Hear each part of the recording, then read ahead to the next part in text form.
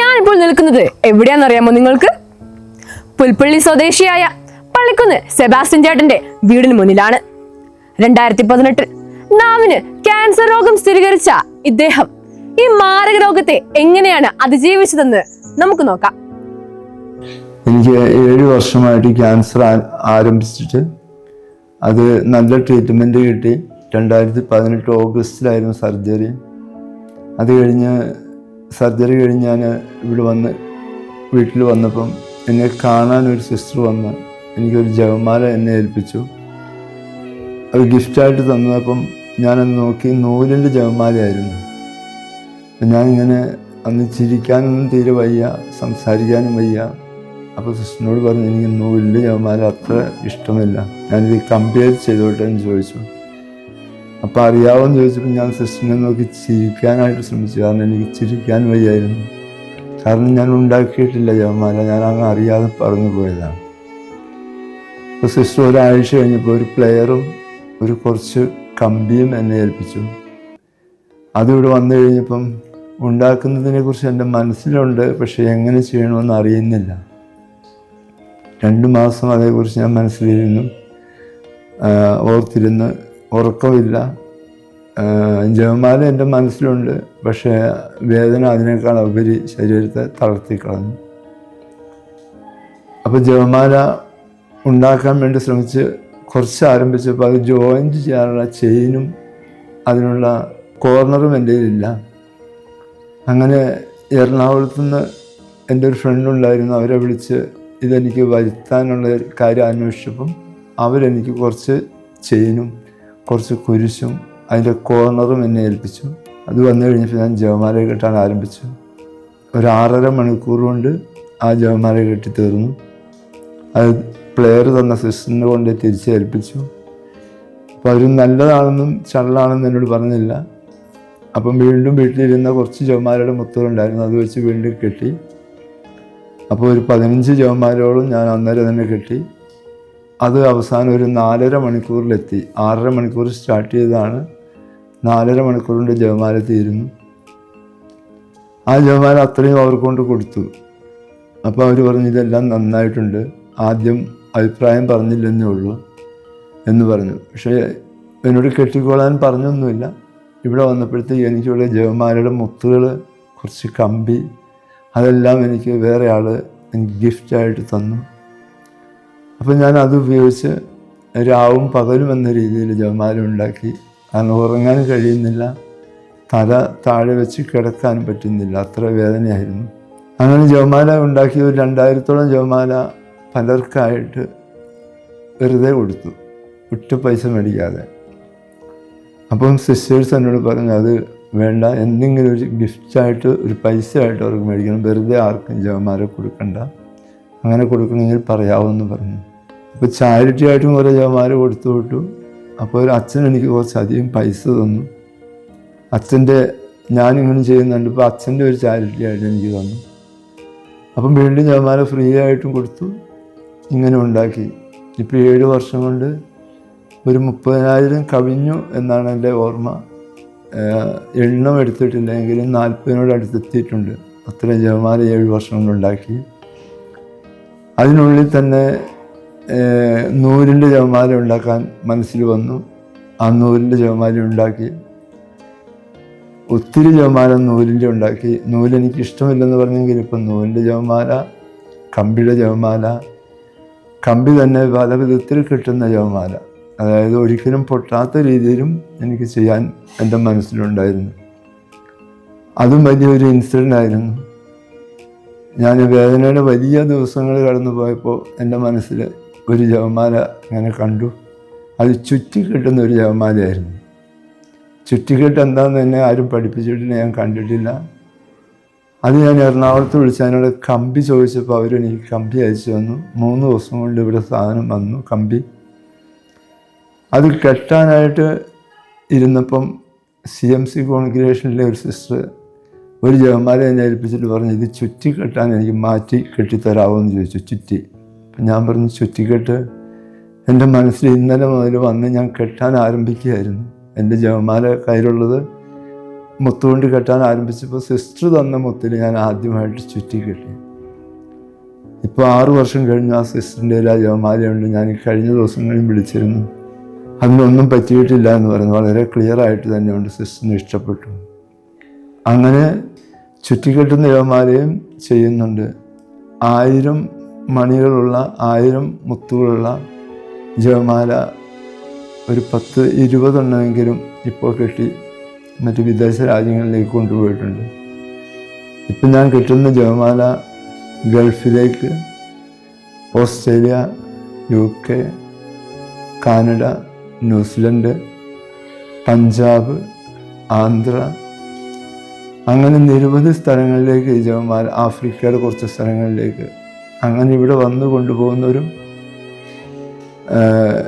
എന്നെക്കൊണ്ട് തന്നെ അത് കെട്ടിയെടുത്തുകൊണ്ട് പോകുന്നവരുമുണ്ട്. മുത്ത് കൊണ്ട് തന്നിട്ട് കെട്ടുന്നവരുണ്ട്. അവർ പറയുന്ന വിധത്തിൽ കെട്ടി കൊടുക്കുന്നുണ്ട്. ഇപ്പം എല്ലാ ജപമാലയും എൻ്റെ മനസ്സിലുണ്ട്.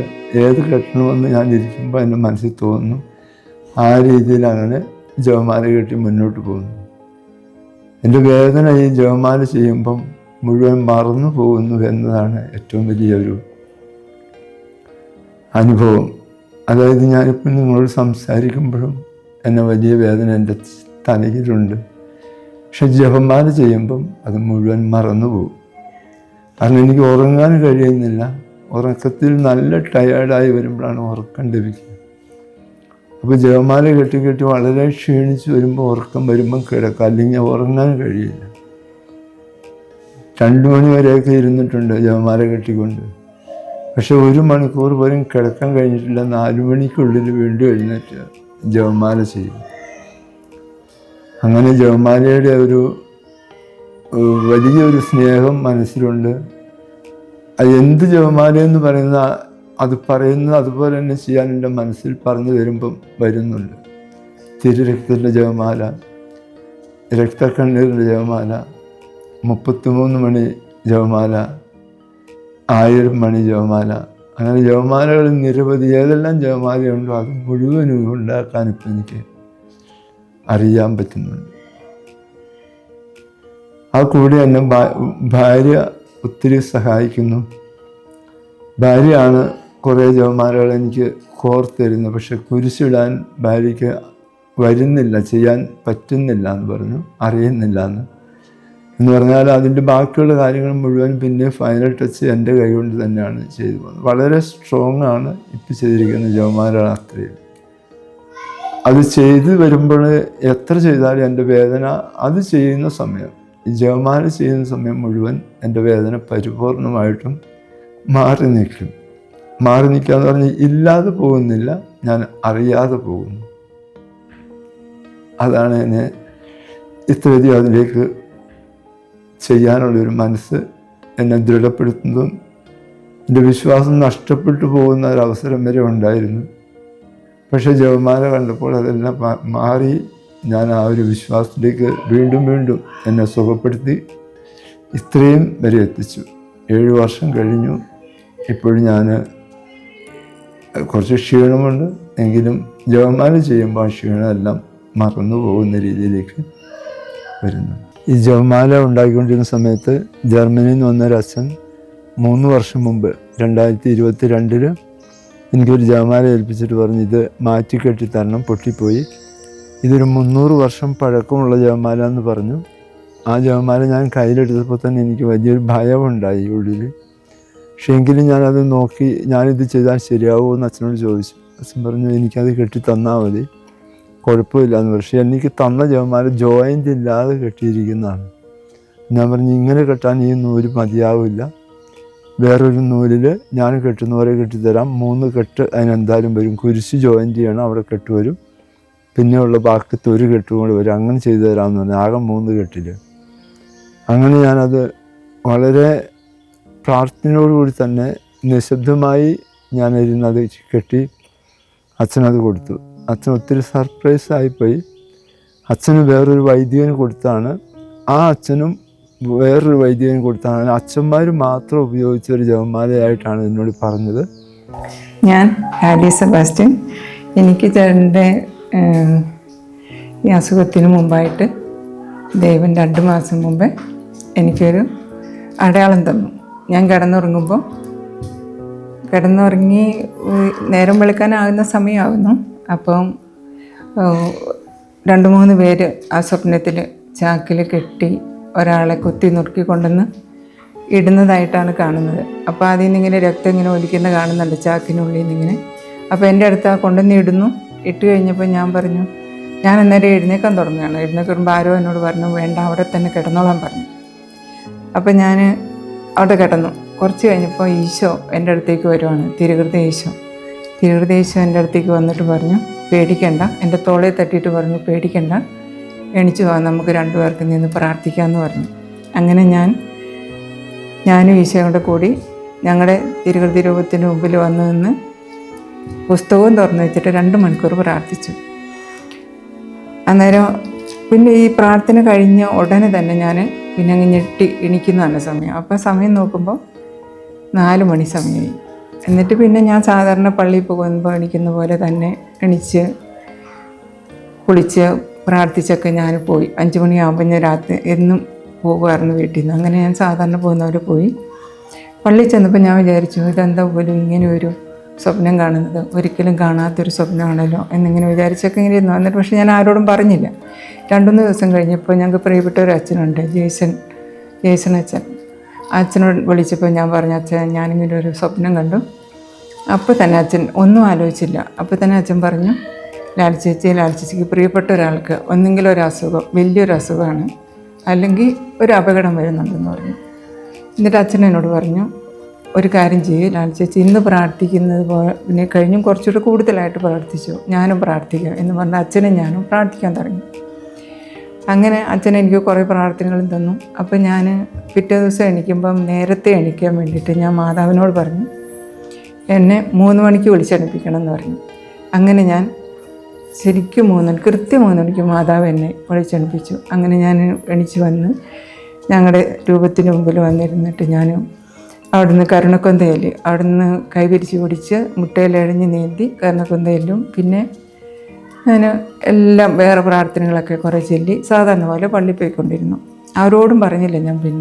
ഞാൻ എനിക്കോ ജേസണച്ചനും മാത്രമേ കാര്യങ്ങൾ അറിയാവുന്നുള്ളൂ. പിന്നെ ഒരു 2 മാസം കഴിഞ്ഞപ്പോഴാണ് എന്നെ മോൻ വിളിക്കുകയാണ്, ഡാഡിക്ക് വലിയൊരു അസുഖമാണ്, 4th സ്റ്റേജായി, എന്താ ചെയ്യേണ്ടതെന്ന് അറിയില്ല എന്ന് പറഞ്ഞു. പക്ഷേ ഇത് കേട്ടപ്പോഴും പോലും എനിക്ക് ഒത്തിരി ഇങ്ങനെ ഭയമോ അങ്ങനെയൊന്നും വന്നില്ല. അപ്പം ഞാൻ പറഞ്ഞു, മോനെ സാരമില്ല, ഞാൻ അവരോട് അങ്ങനെയാണ് പറഞ്ഞത്, സാരമില്ല, നമുക്കിവിടെ വന്ന് നമുക്ക് ചികിത്സിച്ച് ഭേദമാക്കാമെന്ന് പറഞ്ഞു. അങ്ങനെ പറഞ്ഞു കഴിഞ്ഞ് പിന്നെ പിറ്റേ ദിവസം ഞാൻ പള്ളിയിൽ ചെന്നു. അന്നേരം ചേട്ടായിയൊക്കെ ഇറങ്ങി അവർ രാവിലെ പള്ളി കഴിഞ്ഞിട്ട് അവർ നോക്കിയിരുന്നു. അവർ വന്ന് എന്നെ കെട്ടിപ്പിടിച്ച് അവരും കരഞ്ഞു. അപ്പം ഞാൻ അവരോടും ഇങ്ങനെ തന്നെയാണ് പറഞ്ഞത്, നമുക്ക് ചികിത്സിച്ച് ഭേദമാക്കാമെന്ന്. അങ്ങനെ ചേട്ടൻ വന്ന് ഞങ്ങൾ ഓപ്പറേഷൻ ചെയ്ത് അങ്ങനെ സുഖമാക്കിയെടുത്തു. അപ്പോൾ ഞാൻ ഇതറിഞ്ഞ അവസരത്തിൽ ഞാൻ ദൈവത്തോട് പറഞ്ഞത്, ദൈവമേ എനിക്ക് ഒരൊറ്റ ആഗ്രഹമുള്ളൂ, ഹെസക്കിയായിക്ക് 15 വർഷം ആയുസ് നീട്ടി കൊടുത്തതുപോലെ എനിക്ക് എൻ്റെ ചേട്ടന് ആയുസ് നീട്ടി തരണം എന്നൊരു വാക്ക് മാത്രം ഞാൻ പറഞ്ഞു. ആ വിശ്വാസത്തിൽ ഞാനിപ്പോൾ പോകുന്നത്, അതെനിക്ക് കിട്ടുന്നുമുണ്ട്.